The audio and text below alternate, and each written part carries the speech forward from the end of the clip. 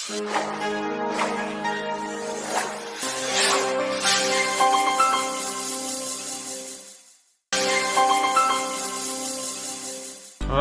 ముఖ్యమంత్రి జగన్ చేపట్టిన పింఛన్ పంపిణీని అడ్డుకోవడం సరైన పద్ధతి కాదని దర్శి వైఎస్ఆర్సీపీ ఎమ్మెల్యే అభ్యర్థి డాక్టర్ బూచేపల్లి శివప్రసాద్ రెడ్డి పేర్కొన్నారు.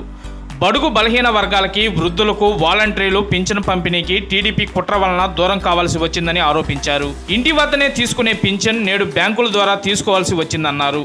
ఎన్నికల్లో టీడీపీకి బుద్ధి చెబుతారని ఆయన ఈ సందర్భంగా పేర్కొన్నారు.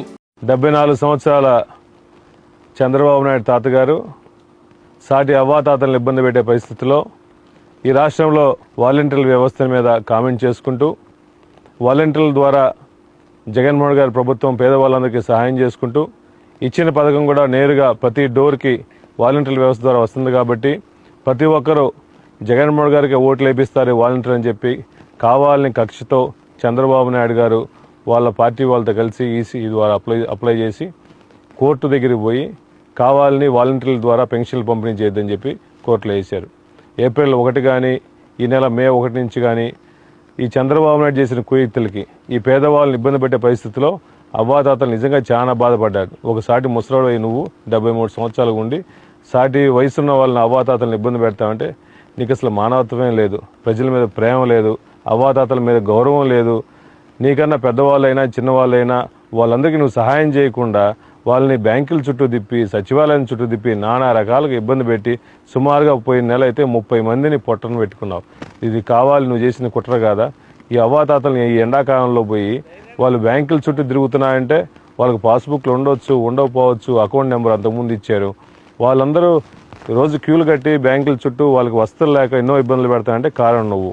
ఈ రాష్ట్రంలో మేము చేసిన మంచి పాలన ఓర్వలేక, జగన్మోహన్ గారు చేసే మంచి పాలన ఓర్వలేక కావాలని వాలంటీర్ల వ్యవస్థను రద్దు చేయించాలని ప్రయత్నించి అంతకుముందు వాలంటీర్లు మొత్తం మూటలు మోయడానికి మనకు వస్తా దేనికి పనికిరాదని చెప్పేసి కావాలని ప్రతి డోర్ కొట్టి వాలంటీర్లను డోర్లు కొట్టేసి మిగిలిన ప్రజలను ఇబ్బంది పెడుతున్నామని ఆ రోజు చెప్పి ఈరోజు వాళ్ళు కావాలని చెప్పేసి వాలంటీర్లకు 10,000 ఇస్తామని చెప్తావా?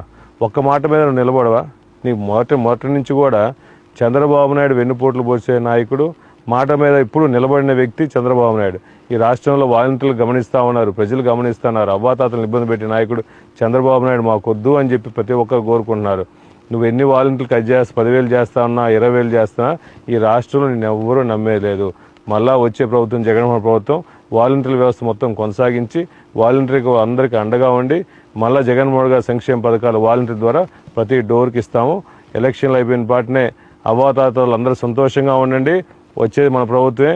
మనకు వాలంటీర్లు వచ్చేసి ప్రతి నెల మొట్టమొదటి తేదీ సూర్యోదయం అయిన తర్వాత మీ అందరికి ఇంటికి వచ్చి పెన్షన్లు ఇస్తాము. ప్రతి అవ్వాతాత ధైర్యంగా ఉండండి. చంద్రబాబు నాయుడు కుయుక్తులకు ప్రలోభాలకి ఏం చేసినా పాల్పడొద్దు.